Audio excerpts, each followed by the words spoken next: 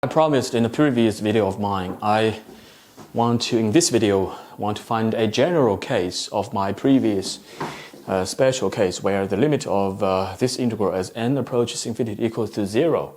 Motivated by this result, I want to find out what kind of functions that end up in this result, where f of x satisfies some certain conditions.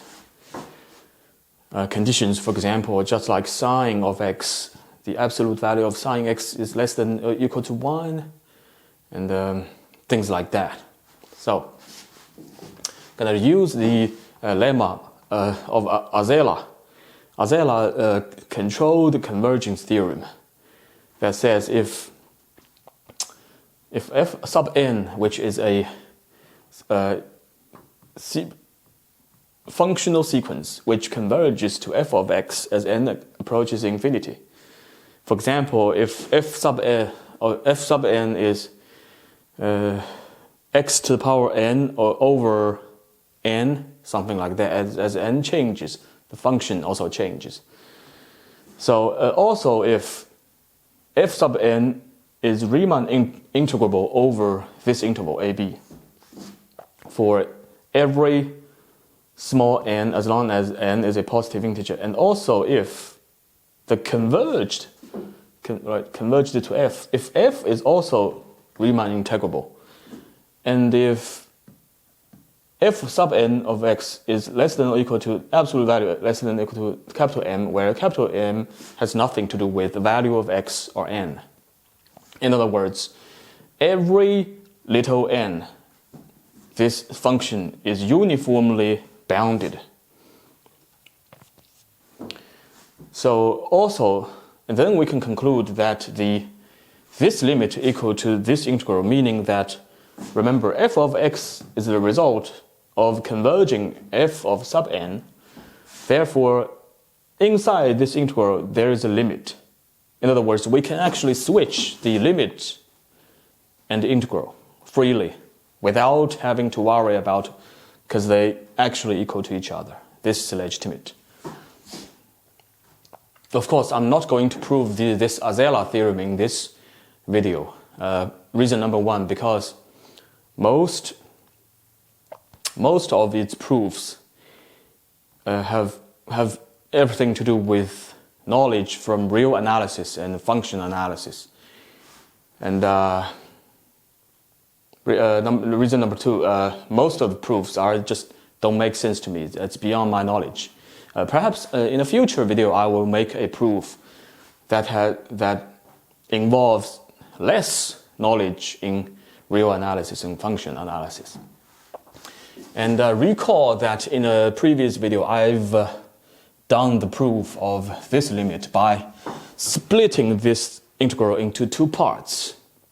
And the overall plan was to show that each part is infinitely small, and when you add them up, equal to this one is still infinitely small.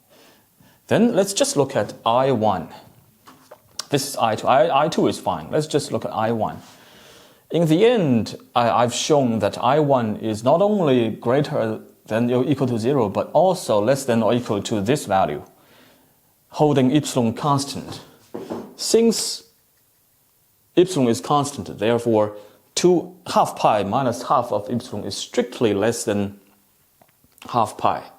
And when epsilon is not very large, it is also strictly greater than 0. So it is strictly between 0 and half pi, which makes sine of this quantity strictly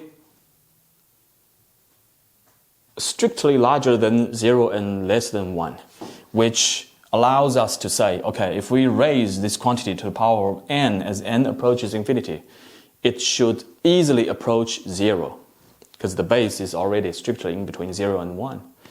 So motivated by this fact, we ask ourselves, well, if we want to generalize this special case and find out what kind of other possible functions that still have the same result, maybe that function has to share some common properties with sine of x, where an interesting property of sine of x over the interval from 0 to half pi is that, remember the graph, 0 to here's 1 half pi. Looks something like that. So, a very important property of this graph is that the maximum value, of course, is 1. And in most cases, the functional value is strictly between 0 and 1, except the edges, right? So that's the very thing that allows us to reach this infinitely small by raising this quantity to the power n, where the base is strictly in between 0 and 1. So if we can somehow find some general functions that also share the similar property, where that function is also strictly in between 0 and 1 at majority of the points, right?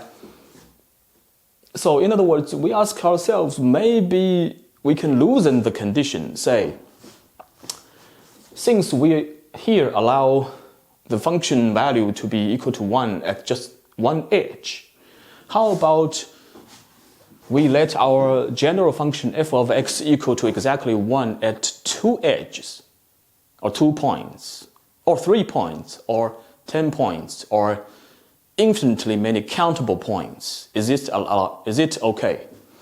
So here, we introduce the zero measure set. So 0.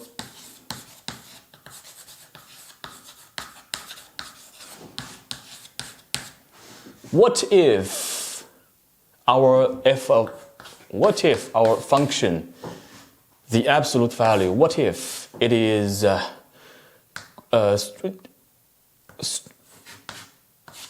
is larger than 1 or equal to 1 at a very few points, right? Very few points. While at the same time, the absolute value is strictly less than 1. Maybe larger equal to 0 is also fine. So strictly less than 1 at majority of the points. Majority of the points. So when I say few points, I mean the collection of the points that consist a zero measure set. In a future video, I'll explain what it means by zero, and the proof that the sufficient and necessary condition for a function to be Riemann integrable is for the discontinuous points consist a set which is a zero measure set in a future video. So, and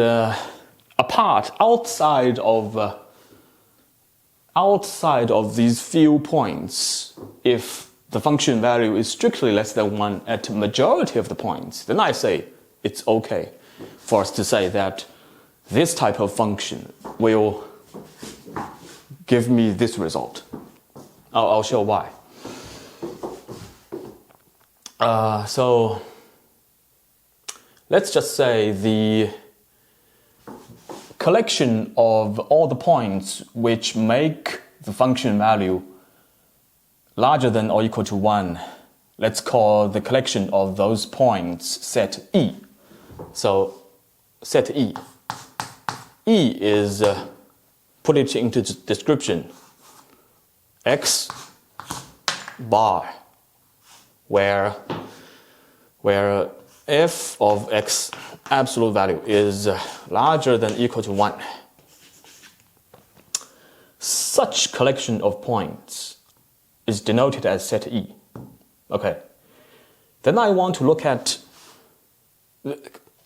let's call f is equal to the closed interval AB minus E. So what does that mean? So what I mean by that is that set F means the collection of points over, let's say,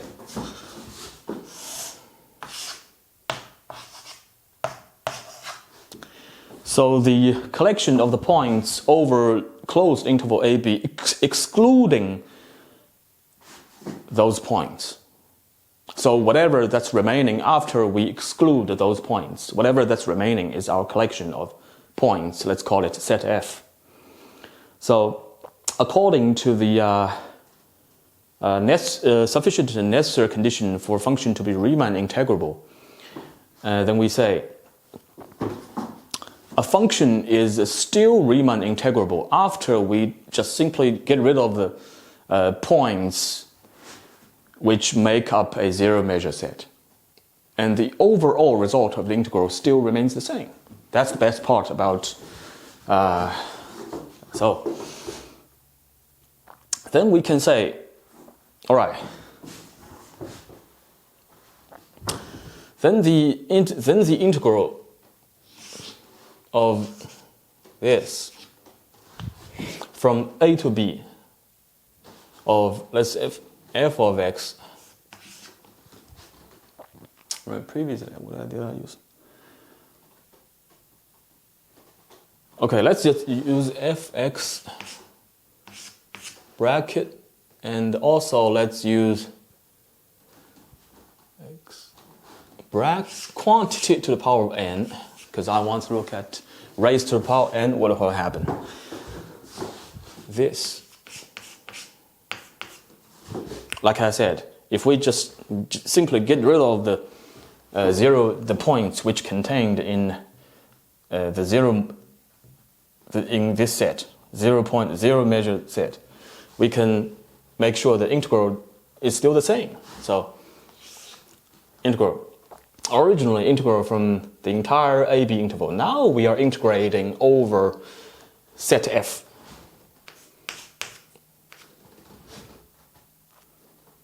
Set F may not be a complete integral. It may be a collection of several intervals, or maybe a collection of, I don't know, but whatever.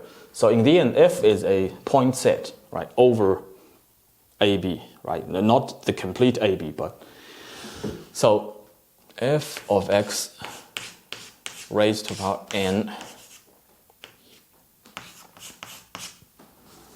dx. Now, since, like I said, since I assume the absolute value of this function value is strictly less than 1 at the majority of the points, meaning the value of absolute value of f of x is strictly less than 1 over set f. Right? So that means since the base is f of x raised to the power of infinity, the base is strictly less than 1.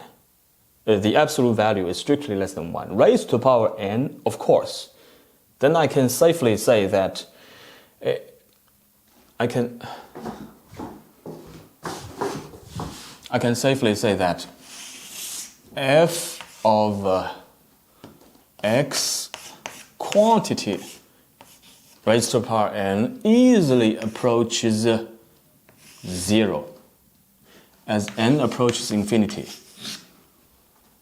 And we have to put a restriction. As long as x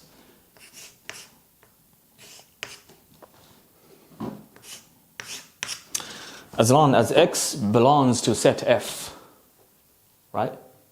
If it does not belong to set f, if x belongs to E, then it may not be true, because every point in set E, so that make the function value greater than or equal to 1. That's not right. But if they live in set F, then we are fine. Because remember, as long as it is in set F, then its corresponding function value is always, absolute value is always strictly less than 1. So this is fine, right? So if we over this, on this restriction, if we take it to the limit, then we can reach 1.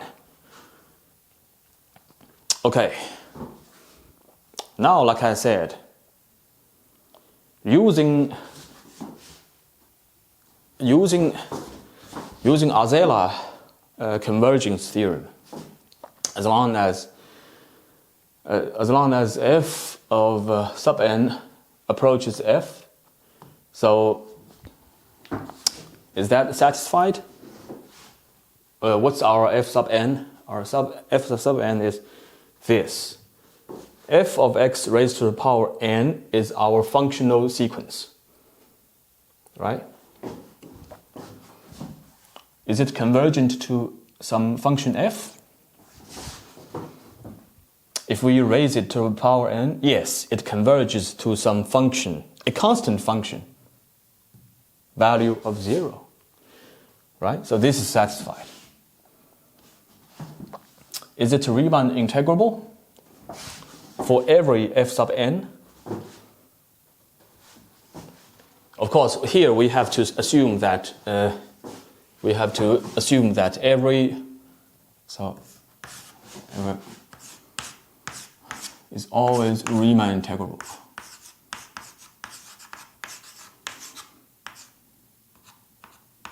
Right?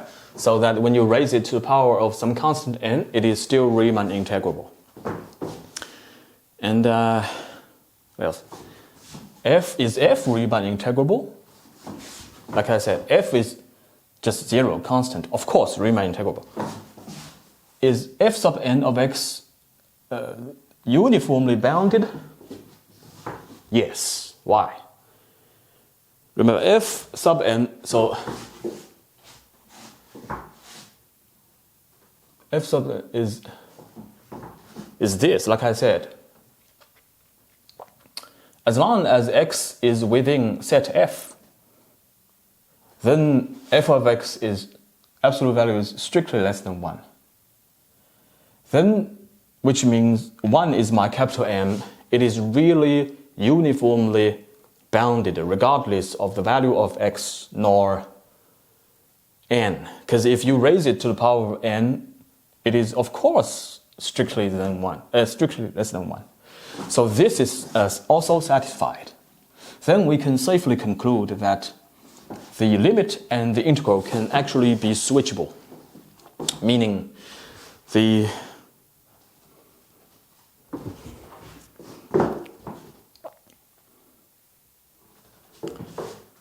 if we take this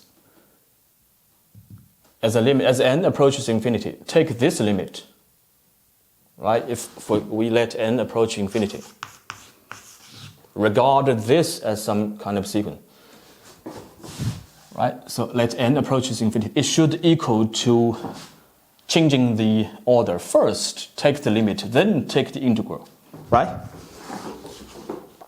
So it should equal to, like I said, equal to first take the limit, then take the integral. So take the limit of f of x raised to the power n approach 0. So that is 0 inside here. Then take the integral, right? Like I said. Here, first take the integral, then take the limit. Equal to first take the limit, then take the integral, right? So first take the integral, then take the limit. Equal to first take the limit, then take the integral. And the limit, as we've shown, that already approach 0. Therefore, this is straight up 0.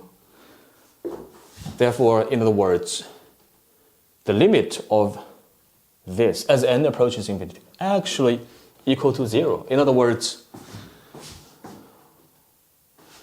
the limit of this integral as n approaches really equal to 0.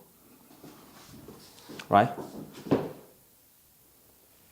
Because even though we do not integrate from a to b, we integrate over set f, but those two integrals are exactly the same. Like I said, if you change the functional value at a few points, it does not change the value of the overall integral, right? So what do I mean by few points? So that means those points make up a zero measure set. So I consider those points as few points. In other words, those points can simply be ignored, right?